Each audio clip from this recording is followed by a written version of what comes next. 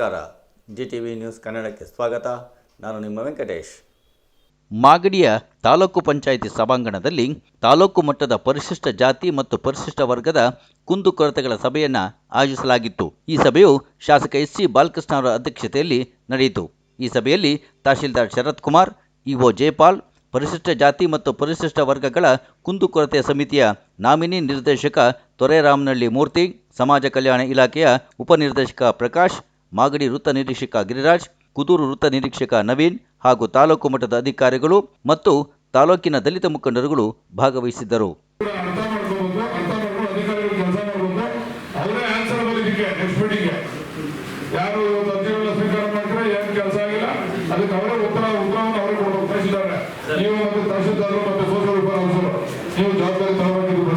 ಯಾರನ್ನು ಕರ್ಸಲ್ಲ, ಏನು ಮಾಡಲ್ಲ. ಈಗಾಗಲೇ ಒಂದು ವರ್ಷದ ಮೇಲೆ ಜಾಸ್ತಿ ಆಯ್ತು. ಸಾಹೇಬ್ರು ಹೇಳ್ಬಿಟ್ರು ಮೊದಲೇನೆ ಇದನ್ನೆಲ್ಲ ಕೇಳ್ಬಿಡ್ತಾರೆ ಜನ ಅಂತ. ಸಾಹೇಬ್ರು ಹೇಳ್ಬಿಟ್ರು ಈಗ ಎಲೆಕ್ಷನ್ ಇತ್ತು, ಮೊದಲು ಎಲೆಕ್ಷನ್ ಇತ್ತು, ಮೀಟಿಂಗ್ ನಡಿಬೇಕಾಗಿತ್ತು ಅಂತ ಎಲ್ಲ ಹೇಳ್ಬಿಟ್ಟವ್ರೆ. ಆಯ್ತಾ, ದಯಮಾಡಿ ಹಿರಿಯರನ್ನ ಕರೆಸಿ ಕೆಲಸ ಆಗಲಿ. ಕೆಲಸ ಅಂತೂ ಆಗ್ತಿಲ್ಲ, ಕೆಲಸ ಆದ್ರೂ ಆಗಲಿ. ಅಟ್ಲೀಸ್ಟ್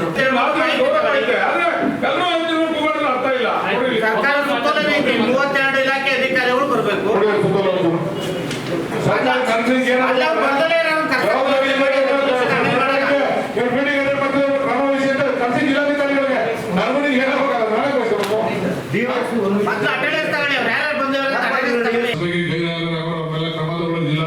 ರೆಸಲ್ಯೂಷನ್ ಮಾಡಿ ಕಳಿಸ್ರಿ.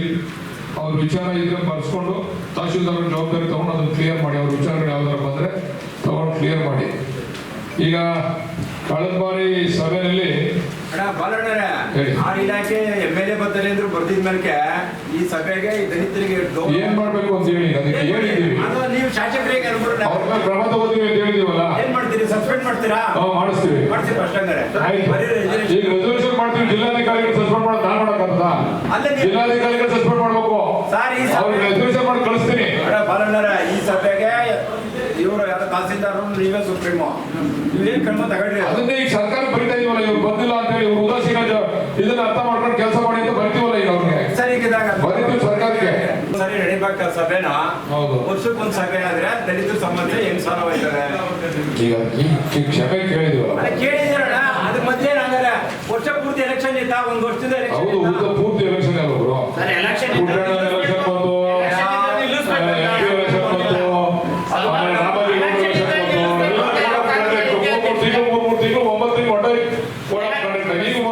ಈಗ ಶುರು ಮಾಡಿದ್ವಿ. ಅದು ಗೊತ್ತಿಲ್ಲ, ನಾವು ಭಾಗವಹಿಸಿಲ್ಲ. ತಹಶೀಲ್ದಾರ್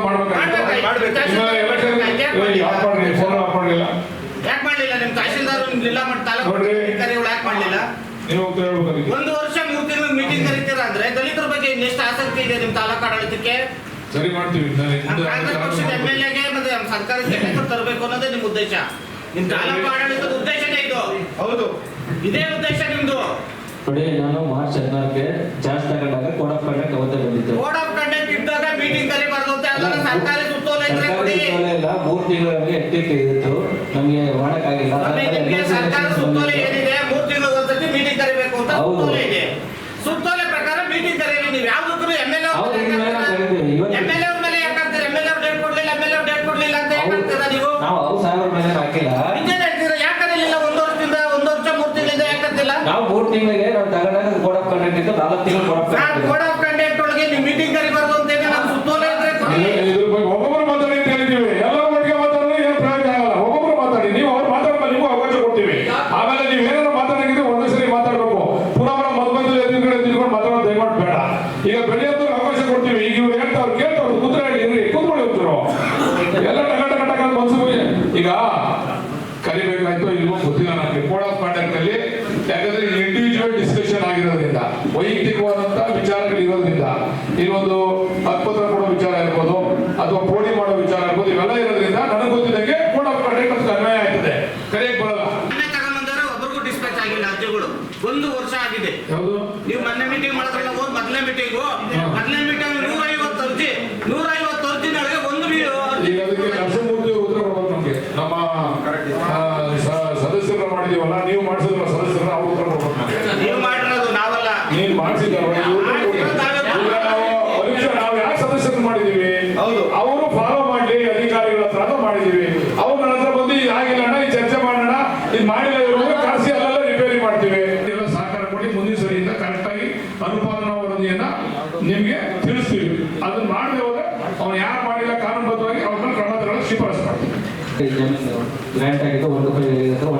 ಮಾಡಿಸ್ಕೊಡ್ತೀನಿ ಸರ್ ಎ ಸಿ ಅವ್ರಿಗೆ 1 ಆಗಿದೆ 6 to 10 ಮಾಡಬೇಕು 6 to 10 ಮಾಡಿಸ್ಕೊಡ್ತೀನಿ. ಮೋಡಿ ಮಾಡಕ್ಕೆ ನೋಡೋಣ. ಓಡಿಗೆ ಅಂದ್ರೇನಪ್ಪ ಆಗ್ಬೇಕು. 1 to 5 ಆಲ್ರೆಡಿ ಮಾಡಿದೀವಿ. ಅದನ್ನೆಲ್ಲ ರೆಕಾರ್ಡ್ಸ್ ಮಾಡಿ 6 to 10 ಕಳಿಸ್ಕೊಟ್ಟು ಏಕವ್ಯಕ್ತಿಯಲ್ಲಿ ಸಾಹೇಬ್ ಹೇಳಿದ್ದಾರೆ ಇವಾಗ. ನಾನು ಈಗ ಮೊದಲು ಏನ್ ಮಾಡ್ತಿದ್ರು, ಇಡೀ ಪೂರ್ತಿ ಸರ್ವೆ ನಂಬರ್ ಮಾಡಬೇಕು ಅಂತ ತೀರ್ಮಾನ ಮಾಡಿದ್ರು. ಒಂದು ಇಂಡಿವಿಜುವಲ್ ಮಾಡಬೇಡಿ ಅಂತ. ಈಗ ಅದಕ್ಕೆ ತಹಶೀಲ್ದಾರ್ ನಾನು ಏನ್ ಹೇಳಿದ್ದೀನಿ ಅಂತಂದ್ರೆ, ವಿಶೇಷವಾಗಿ ಯಾವ್ಯಾವ ದಲಿತ ಕುಟುಂಬಗಳು ಅರ್ಜಿ ಹಾಕ್ತಾರೆ ಅದನ್ನ ಏಕ ವ್ಯಕ್ತಿ ಪ್ರಕರಣದಲ್ಲಿ ಮಾಡಿ ಮುಗಿಸಿ, ಸಾಮೂಹಿಕ ಕಾಯ್ಬೇಡಿ ಅಂತ ಈಗಾಗಲೇ ಹೇಳಿದ್ದೀನಿ. ಅದನ್ನ 1 to 5 ಮಾಡಿದ್ರೆ ರೆಕಾರ್ಡ್ಸ್ ಎಲ್ಲ ಪರಿಶೀಲನೆ ಮಾಡೋರೆ, ಸರ್ವೆ ಬಂದು ಸ್ಕೆಚ್ ಮಾಡ್ಬೇಕು. ಅದನ್ನ ಮೊದಲು ಏನ್ ಮಾಡಿದ್ರು, ಸಾಮೂಹಿಕವಾಗಿ ಮಾಡ್ಬೇಕು ಅಂತ. ಒಂದ್ ಸರ್ವೆ ನಂಬರ್ ತಗೊಂಡ್ರೆ ಪೂರ್ತಿ ಮಾಡ್ಬೇಕು ಅಂತ. ಅದೆಲ್ಲ ಮಾಡ್ಬೇಕು ಅಂದ್ರೆ ಲೇಟ್ ಆಯ್ತದೆ. ಇಲ್ಲಿ ಬಂದು ಅರ್ಜಿ ಕೊಡೋದು ಸುಮ್ಮನೆ ಬಂದು ಅದನ್ನೇ ಮಾತಾಡ್ತಾ ಇರ್ತಾರೆ. ಅದಕ್ಕೆ ಇನ್ ಮುಂದಕ್ಕೆ ಏಕ ವ್ಯಕ್ತಿ ಪ್ರಕರಣ ಅಂತಿದ್ದವೆಲ್ಲ ಪಟ್ಟಿ ಮಾಡಿ ಏಕ ವ್ಯಕ್ತಿ ಪ್ರಕರಣದ ಮುಗಿಸ್ಕೊಡಿ ಈ ತರ ಇಂಡಿವಿಜುವಲ್ ಕೇಸ್ ಅಂತ ಹೇಳಿದ್ವಿ. ಈಗ ನಿಮ್ದು ಏಕ ವ್ಯಕ್ತಿ ಪ್ರಕರಣಕ್ಕೆ ರೆಕಮೆಂಡ್ ಮಾಡೋರು. ಈಗ ಗ್ರಾಮ ಸ್ವತಃ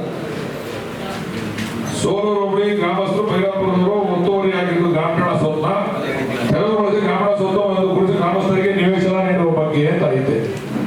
ಇವ ಸಾಹೇಬ್ರೆ ನೀವು ಹೇಳ್ಬೇಕು.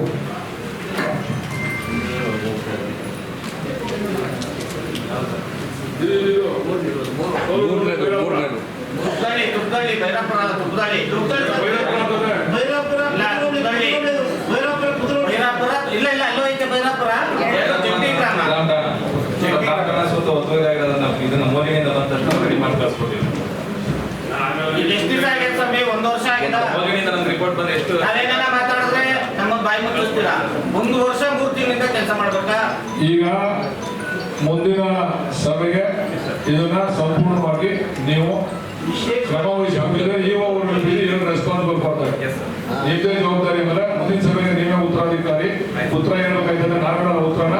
ಇದನ್ನ ಪುನಃ ಕತೆ ಕೇಳ್ಕೊಂಡಿರಂಗಿಲ್ಲ. ಏನೈತೆ ಕಾನೂನುಬದ್ಧವಾಗಿ ಏನಲ್ಲೇ ನಮ್ಮ ಮುಚ್ಚು ಮರ ಬೇಡ. ಇದೈತೆ ಕಾನೂನಿಗೆ ಮಾಡಿ. ಈಗ ಆಗಲ್ಲ ಇದ್ರ ಬರ್ಕೊಂಡು ಹೆಣ್ಣು ಕೊಡಿ, ರೆಡಿ ಮಾಡಿ. ಅದನ್ನ ನೀವು ಮೂರ್ತಿಯವರು ದಯಮಾಡಿ ಇವ್ರನ್ನ ಕರ್ಕೊಂಡು ಸರಿ ಸ್ಥಳ ಕೊಡ್ಬೇಕು. ದಯಮಾಡಿ ತಾವು ಸೋಷಿಯಲ್ ವೆಲ್ಫೇರ್ ಡಿಪಾರ್ಟ್ಮೆಂಟ್ ಅವರು ತಹಶೀಲ್ದಾರ್ 3 ಜನವೇ ಸ್ಥಳಕ್ಕೆ ಹೋಗಿ ಬಂದ್ರೆ ಕೆಲಸಗಳಾಗ್ತವೆ. ಇದ್ರಲ್ಲಿ ಆಗಲ್ಲ. 1 to 5 ಮಾಡಿದ್ದೀವಿ ಸಾಹೇಬ್ರು ಆಲ್ರೆಡಿ. ನಮ್ಮ ಶಾಸಕರು ಹೇಳ್ತಿರೋದು 1 to 5 ಮಾಡಿ ಅಂತ ಅಲ್ಲ, ಏಕ ವ್ಯಕ್ತಿ ಪ್ರಕರಣದಲ್ಲಿ ದಲಿತರ ಜಮೀನುಗಳನ್ನ ಪೋಡಿ ಮಾಡ್ಕೊಡಿ. 1 ನಿಮಿಷ. ಇವಾಗ ಸಾಫ್ಟ್ವೇರ್ ಬಿಟ್ಟಿದ್ದಾರೆ ಆಲ್ರೆಡಿ. ನಮ್ಮ ಕನ್ಸಲ್ಟ್ ವೇಗ ಖುಷಿ ಆಗಿ ಅಲ್ಲಿ ಯಾವ ರೆಕಾರ್ಡ್ಸ್ ಇದೆಯೋ ಅದನ್ನ ಮಾತ್ರ ನಾವು 6 to 10 ರಿಮೈಂಡ್ ಮಾಡ್ತೀವಿ. ರೆಕಾರ್ಡ್ಸ್ ಇಲ್ದಲೇ ಇರುತ್ತೆ. ಒಂದು ನಿಮಿಷ. ಅದಾದ್ಮೇಲೆ ತಕ್ಷಣ ಎಲ್ಲ ರೆಕಾರ್ಡ್ಸ್ ಇತ್ತು, ತಕ್ಷಣ ಏಕವ್ಯಕ್ತಿ ಪ್ರೊವಿಷನ್ ಕೊಡಕ್ಕೆ ಅವಕಾಶ ಇದೆ ಸರ್. ರೆಕಾರ್ಡ್ಸ್ ಏನಿಲ್ಲ ಅಂದ್ರೆ ನಾವು 6 to 10 ಮಾಡಕ್ಕೆ ಅದಕ್ಕೆ ಬಾಗಲ್ಲ ಸರ್. 6 to 10 ಮಾಡ್ತೀರಾ, ಬಟ್ ಅವ್ರಿಗೆ ರೆಕಾರ್ಡ್ ಫಿಕ್ಸ್ ಆಗಬೇಕಲ್ಲ, ಖಾತೆ ಆಗಬೇಕಲ್ಲ ಅವ್ರಿಗೆ. ನೀವು 6 to 10 ಮಾಡ್ಬಿಟ್ಟು ಅವ್ರಿಗೆ ಏನು ಖಾತೆ ಡಾಕ್ಯುಮೆಂಟ್ ಕೊಡೋದ್ರೆ ಏನು ಪ್ರಯೋಜನ? ಆಗಿರೋ ಮಾತ್ರ ಅಲ್ಲ ರೀ, 1 to 5 ರೆಕಾರ್ಡ್ ಎಲ್ಲ ಕರೆಕ್ಟ್ ಆಗಿದ್ರೆ ಏಕ ವ್ಯಕ್ತಿ ಪ್ರಕರಣದಲ್ಲಿ ಕ್ಲಿಯರ್ ಮಾಡ್ಬೋದು. ರೆಕಾರ್ಡ್ ಇಲ್ಲ ಅಂತಂದ್ರೆ ಮಿಸ್ಸಿಂಗ್ ರೆಕಾರ್ಡ್ ಹೋಗಲ್ಲ ಅದು. ಸರ್ ರೆಕಾರ್ಡ್ ಏನಾಗಿದೆ ಅಂದ್ರೆ ನಮ್ಮ ಹತ್ರ ಇದ್ದಾರೆ ಅಭ್ಯರ್ಥಿಗಳು, ಯಾರ್ಯಾರು ಫಲಾನುಭವಿಗಳು ಅವರು ಉಳ್ಮೆ ಚೀಟಿ ಇದೆ, OM ಚೀಟಿ ಇದೆ, ಎಲ್ಲ ಇದೆ. ಇವ್ರು ಕಚೇರಿಯಲ್ಲಿ ಇಲ್ಲ ಅಂತ ಎಂಡಾಸ್ಮೆಂಟ್ ಕೊಡೋದು ಕಾರಣನಾ? ಅಲ್ಲ, OM ಅಲ್ಲಿ ಕೆಲವು ಬದಲಾವಣೆ ಹೋಗಸಾಗವೆ. ಅದಕ್ಕೆ ಅವ್ರು ಏನ್ ಮಾಡ್ತಾವ್ರೆ, ಸ್ಟಡಿ ಮಾಡ್ತಾವ್ರೆ. ನಾನು ಜಿಲ್ಲಾಧಿಕಾರಿಗಳ ಮನವಿ ಮಾಡಿದ್ದೀವಿ. ನಿಮ್ದೇ ಅಂತಲ್ಲ ಅದು, ಇಡೀ ತಾಲೂಕಲ್ಲಿ ಜನರದ್ದು ಇದೇ ಸಮಸ್ಯೆ ಐತೆ. ಕುಮಾರ್ ಅವರು ಗೊತ್ತೊಂದು, ಕುಮಾರ್ ಅವರು ಲ್ಯಾಂಡ್ ರೆಮಿಡಿ ಕಮಿಟಿ ಮೆಂಬರ್ ಆಗವ್ರೆ. ಅವ್ರ ಮೀಟಿಂಗ್ ಅದ್ರ ಬಗ್ಗೆ ಚರ್ಚೆ ಮಾಡಿದೀವಿ. ಅದನ್ನ ಯಾರು ಇಲ್ಲದೆ ಇದ್ರು ಕೂಡ ಇರೋನ್ನ ಮಾಡಿ ಅಂತ ಹೇಳ್ಬಿಟ್ಟಿದೀವಿ. ಯಾರ್ದು ಡಾಕ್ಯುಮೆಂಟ್ಸ್ ಮಾಡದೇ ಇರೋನು ನಮ್ಗೆ ಅಧಿಕಾರ ಇಲ್ಲ. ಅದು ನಾವು ಸ್ಥಳ ತನಿಖೆ ಮಾಡಿ ಇವ್ರ ಪೊಸಿಷನ್ ಅವರೇ, ಇವ್ರ ಪಾಣಿ ಐತೆ, ಇವ್ರ ಬಗ್ಗೆ ಕ್ರಮ ತಗೊಳ್ಳಿ ಅಂತ ನಾವು ಜಿಲ್ಲಾಧಿಕಾರಿಗಳು ಕಳಿಸ್ತೀವಿ. ಅದು DC ಪ್ರಿಯಾರಿಟಿ ಅದು, ನಮ್ದಲ್ಲ. ಇಲ್ಲಿ ಏನೇನು ರೆಕಾರ್ಡ್ ಐತೆ ಅದೆಲ್ಲ ಏಕ ವ್ಯಕ್ತಿ ಪ್ರಕರಣದಲ್ಲಿ 100 ಭಾಗ ಮಾಡಿಸ್ಕೊಡ್ತೀನಿ. ನನ್ನ ಜವಾಬ್ದಾರಿ. ನಿಮ್ದು ಎಲ್ಲಾನು 10 ಜನದಲ್ಲಿ 10 ಜನಕ್ಕೆ ಒಂದು ಮಂಜೂರಾಗೈತೆ. 5 ಜನಕ್ಕೆ ಕೊಟ್ಟವ್ರೆ, 5 ಜನಕ್ಕೆ ಕೊಟ್ಟಿಲ್ಲ. 5 ಜನಕ್ಕೆ ನೀವು ಹೆಂಗ್ ಕೊಟ್ರಿ, ಇವ್ರು ಯಾಕೆ ಕೊಟ್ಟಿಲ್ಲ? ಇದನ್ನ ಕರೆಕ್ಟ್ ಮಾಡಿ ಅಂತ ಹೇಳಿದೀವಿ. ಆಗಲೇ ಇನ್ನು 6 ತಿಂಗಳಲ್ಲಿ ಜಮೀನ್ ವಿಚಾರಕ್ಕೆ ಎಲ್ಲ ಮುಕ್ತಿ ಕಾಣಿಸ್ತೀವಿ. 6 ತಿಂಗಳು ಟೈಮ್ ಕೊಟ್ಟಿದ್ದೀನಿ ಡೆಡ್ಲೈನು. ಈಗಾಗಲೇ ಕಸ್ಬಾ ಮತ್ತೆ ಮಾಡ್ಕೊಂಡು ಈಗಾಗಲೇ ಹೆಚ್ಚು ಕಡಿಮೆ ಮುಗಿತದೆ. ನೆಕ್ಸ್ಟ್ ಆ ಕಡೆ ಕುಂದೂರು ತಿನ್ಸೋದ್ರ ತಗೊಳಕ್ ಹೇಳಿದೀನಿ. ಅವ್ರು ಡೆಡ್ಲೈನ್ 6 ತಿಂಗಳು ಪೂರ್ತಿ ಮುಗಿಸ್ಬೇಕು. ಏನ್ ಜಾಸ್ತಿ ಅರ್ಜಿ ಇಲ್ಲ. ಇದರಲ್ಲಿ ಒಂದು 500ರಿಂದ 600 ಅರ್ಜಿ, 1000 ಅರ್ಜಿ ಒಳಗಡೆ ಇರೋದು. 6 ತಿಂಗಳು ಮುಗಿಸ್ಬೇಕು ಅಂತ ಹೇಳಿದೀನಿ ತಹಶೀಲ್ದಾರ್ಗೆ. ತಹಶೀಲ್ದಾರ್ ಕ್ರಮ ವಹಿಸಿ ಅದ್ರ ಬಗ್ಗೆ ಕ್ರಮ ತಗೊಂತವ್ರೆ. ಈಗ ಈ ತರ ಸಮಸ್ಯೆ ಎಲ್ಲ ಕಡೆ ಇದೆ, ನಿಮ್ದೊಂದೇ ಅಲ್ಲ, ಇಡೀ ತಾಲೂಕಲ್ಲಿ ಇದೆ. ಅವಾಗ ಯಾರ ಬುದ್ಧಿವಂತ ತಗೊಂಡ್ಬಿಟ್ಟ, ಅವಾಗ ತಗೊಂಡಿಲ್ಲ, ಓಯಂಗಿಲ್ಲ, ಇನ್ನೊಂದಿಲ್ಲ ಅಂತ. ಆದ್ರೆ ಕರೆಕ್ಷನ್ ಮಾಡ್ಬೇಕಾದ್ರೆ ಜಿಲ್ಲಾಧಿಕಾರಿಗಳಿಗೆ ಅಧಿಕಾರ ಇದೆ. ಅವರು ಸ್ಥಳ ತನಿಖೆ ಮಾಡಿ ರಿಪೋರ್ಟ್ ಕೊಟ್ಟರೆ ಮಾಡ್ಕೊಡ್ತಾರೆ. ಮೊದಲನೇ ತಾಲೂಕು ನಮ್ದು. ಬೇರೆ ಕಡೆಯಿಂದ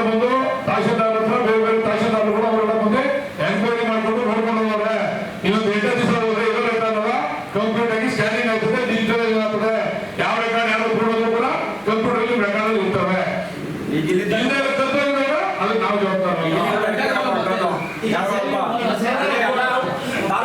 ತಾಲೂಕಲ್ಲಿ ಏನಾದ್ರು ರೆಕಾರ್ಡ್ 3 ಬ್ಯಾಗು ಯಾರೋ ಒಬ್ಬರು ಪ್ರೈವೇಟ್ ಅವ್ರ ಮನೆ ಹಿಡ್ಕೊಂಡು ಪೊಲೀಸ್ ಕಂಪ್ಲೇಂಟ್ ಆಯ್ತಲ್ಲ, ಅದು ಅವತ್ತೇ ಅಲ್ಲೇ ಹೋಗಿತ್ತು. ಅದು ತಾಲೂಕು ಆಫೀಸ್ ಏನ್ ಮಾಡ್ತಾ ಇತ್ತು ತನಿಖೆ ಮಾಡಿ ಹೇಳಿರ್ಬೋದು ಅಣ್ಣ. ಈ ಬಗಲ್ ತುಂಬಿಸ್ಕೊಂಡು ರೆಕಾರ್ಡ್ ಅದೇ ಆಗಿರೋದು. 3 ಬ್ಯಾಗು ಪ್ರೈವೇಟ್ ಮನೇಲಿ ರೆಕಾರ್ಡ್ ಇರ್ತೈತೆ ಅಂತ ಅಂದ್ರೆ ಯಾಕೆ ತಾಲೂಕು ಆಫೀಸಿಂದ ಆಚೆ ಹೆಂಗೋಯ್ತು? ಏನಾಗ್ಬೇಕು, ರೈತರು ಏನ್ ಮಾಡ್ಬೇಕು ಅಂತ ಇದ್ದು ಹೇಳಿ. ತಹಸೀಲ್ದಾರ್ ಹೇಳ್ಬೇಕಿದ್ದೆ, ಹೌದು ನೀವು ನಾವೇನ್ ಹೇಳಿಲ್ಲ. ಹೌದು.